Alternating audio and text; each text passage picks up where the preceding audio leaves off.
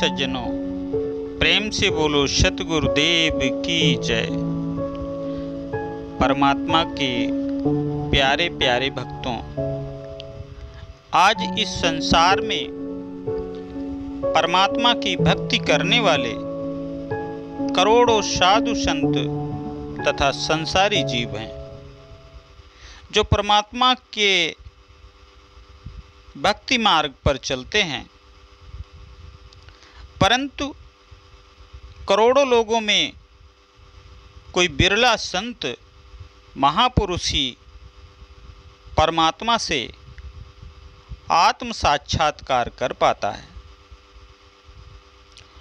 उनमें बाकी जन परमात्मा का साक्षात्कार नहीं कर पाते, जिसके कारण उनको फिर 84 लाख योनियों के चक्र में पड़कर बार बार इस संसार में जन्म मरण के बंधनों को भुगतना पड़ता है। कभी विचार किया है ऐसा क्यों होता है? करोड़ों लोग भक्ति करते हैं तो करोड़ों लोगों को परमात्मा का साक्षात्कार होना चाहिए, लेकिन ऐसा नहीं हो पाता। करोड़ों लोगों में कोई बिरला कोई संत होता है जो उस परमात्मा से आत्म साक्षात्कार कर पाता है। जैसे महापुरुषों में सतगुरु कबीर साहब हैं, संत रविदास हैं, संत दादू दयाल जी हैं। ऐसे कुछ गिने चुने महापुरुष ही हैं जिन्होंने परमात्मा से साक्षात्कार किया है और अपना निजी अनुभव ग्रंथों के माध्यम से हम सबको कृतार्थ करने के लिए दिया है। सतगुरु कबीर साहब बसंत के माध्यम से कहते हैं, घरहि में बाबुल बाढ़ल रारी, उठी उठी लागल चपल नारी। एक बड़ी जाके 5 हाथ, पाँचों के 25 साथ। 25 बतावे और बतावे कई एक ठोर। अंतर मध्य अंत लेई, झकझोरी झोरा जीवहि दे। अर्थात सतगुरु कबीर दास जी कहते हैं कि हे बाबू, प्यारे जीव, घर में ही युद्ध मचा हुआ है, यानी मन ही द्वंद्व से ग्रस्त हो रहा है।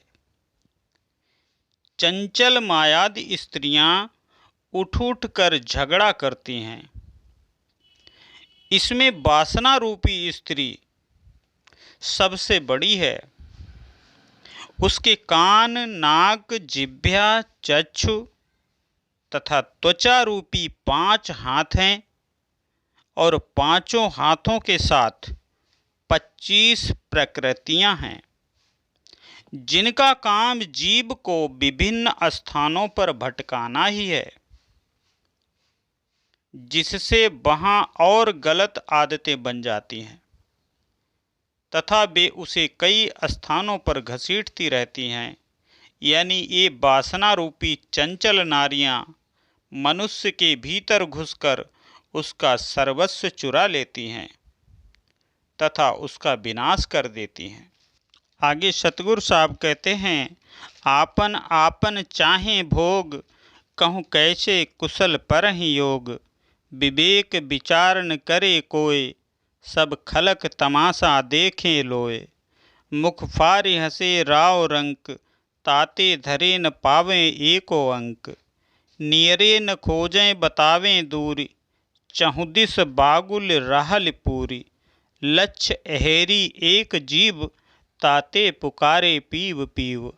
अब की बार जो होए चुकाओ, कहें कबीर ताकी पूरी दाओ। अर्थात सभी इंद्रियां अपना अपना भोग चाहती हैं, अतएव लोगों के कल्याण का संयोग नहीं बन पाता। सतगुरु साहब कहते हैं कि कोई भी विवेक से विचार नहीं करते, बल्कि सांसारिक विषयों में ही उलझे रहते हैं। सभी लोग, चाहे वो राजा हो या रंग विषय वासना बढ़ाने की क्रिया में संलग्न रहते हैं। इन्हीं मायाई क्रियाओं से प्रसन्नता जाहिर करते हैं और यही कारण है कि ये लोग शांति से, परमात्मा से कोसों दूर रहते हैं। शांति, तृप्ति, परमात्मा, मोक्ष इत्यादि को अपने अंतःकरण में नहीं खोजते। ये लोग परमात्मा को बाहर बताते हैं, जबकि परमात्मा इस शरीर से अलग नहीं है। सतगुरु साहब कहते हैं कि जो भी इस शरीर से परमात्मा की खोज करता है वह मूर्ख है, क्योंकि तुम्हारा राम तुम्हारे अंदर ही रम रहा है। अपने चेतन स्वरूप राम को पहचानिए, और जब आप अपने चेतन स्वरूप राम को पहचानेंगे तो सतगुरु साहब कहते हैं बस उसी में स्थिर हो जाइए, और स्थिर रहते हुए जब ये शरीर छूट जाएगा तो आपका स्वरूप विनष्ट नहीं होगा, विनाश नहीं होगा, और आप जन्म मरण के बंधनों से हमेशा के लिए छूट जाएंगे। जब आप माया में आसक्ति रखते हैं तो आपकी रूह उस माया में फंस जाती है और शरीर अलग हो जाता है। इसमें कर्म संचित होता रहता है और ये आत्मा उस कर्म को भुगताने के लिए पुनः इस मृत्यु लोक में फिर जन्म लेती है। कोई न कोई शरीर धारण करके फिर जन्म लेती है, जैसा आपने कर्म किया है उसको भुगतने के लिए। तो सतगुरु महापुरुष कहते हैं कि अपने अधिक से अधिक कर्म को शून्यता में लाएं। जब तक आपका कर्म शून्य नहीं होगा तब तक जन्म मरण के बंधनों से छूट पाना असंभव है। इसीलिए महापुरुष कहते हैं कि संसार में रहो, ना कि संसार आपके अंदर रहे। माया में रहो, ना कि माया आपके अंदर रहे। परिवार में रहो, ना कि परिवार आपके अंदर रहने लग जाए। अपने बीवी बच्चों के साथ रहो, लेकिन बीवी बच्चों को अपनी रूह में मत बसाओ। उनसे प्रेम करो, परंतु मोह मत करो। जिस जीव ने इस संसार की किसी भी चीज़ से मोह कर लिया, आसक्ति कर ली, तो उसका जन्म मरण का बंधन छूटने वाला नहीं है। सतगुरु कबीर साहब कहते हैं मोक्ष इत्यादि को अपने अंतःकरण में नहीं खोजते और शिक्षित अशिक्षित सब दूर ही बताते हैं। आज के जितने भी संत महापुरुष हैं वो परमात्मा को दूर ही लगभग बताते हैं। चंदन वंदन लगाने ले से कोई संत नहीं हो जाता, ना ही गेरुआ वस्त्र पहन लेने से कोई संत हो जाता है। जब तक आप अपने चेतन स्वरूप राम को नहीं पहचानते तब तक आप परमात्मा से कोसों दूर हैं। आत्मा को छोड़कर चौओर बंधनों का जाल बिछा हुआ है तथा एक जीवन के ऊपर लाखों शिकारी घात लगाए बैठे रहते हैं, तथा जीव अपनी महत्ता को न समझकर भयभीत होकर प्रभु प्रभु कहकर पुकारता रहता है। सतगुरु कबीर साहब कहते हैं कि यदि किसी साधक ने निज स्वरूप को समझकर वासनाओं का त्याग कर दिया तो असल में उसने बाजी मार ली, यानी वह मोह माया रूपी विकारों से मुक्त हो गया। और जब वह मोह माया रूपी विकारों से मुक्त हो जाएगा, सार शब्द को हृदय में धारण करो, सतगुरु साहब कहते हैं। और जब आपके हृदय में सार शब्द धारण हो जाएगा, सार शब्द का निवास हो जाएगा, तो परमात्मा के सिवा आपके अंदर बचा क्या।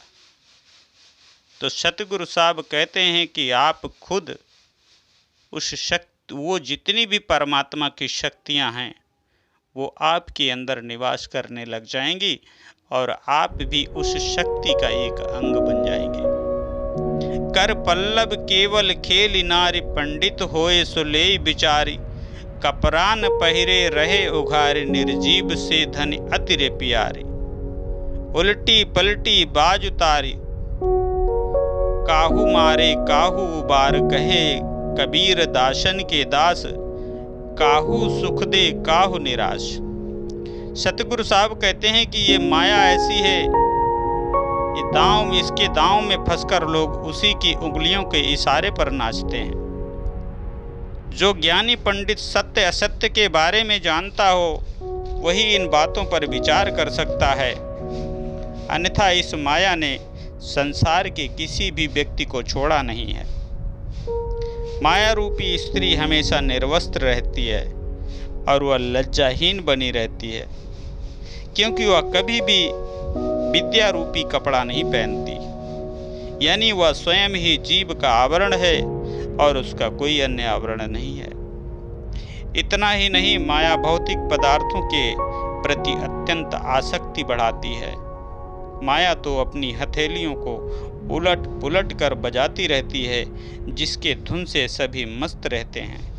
माया किसी को नष्ट करती है तो किसी को रक्षा करती है, यानी सभी को अपनी उंगलियों पर नचाती है। इसलिए प्रेमी सज्जनों, अपने हृदय में सार शब्द धारण करें, अपने मन को शुद्ध करें, मन के अधीन होकर न चलें, मन को सत्यता की ओर मोड़ें और माया को उसी तरीके से बरतना है जिस तरीके से एक चील पंछी जब बारिश होती है तो वो बारिश से ऊपर उठकर आसमान में ऊपर चला जाता है, और जब बारिश खत्म हो जाती है तो इस पृथ्वी लोक में आता है। इसी तरीके से एक भक्त को रहना है और परमात्मा का साक्षात्कार करते रहना है।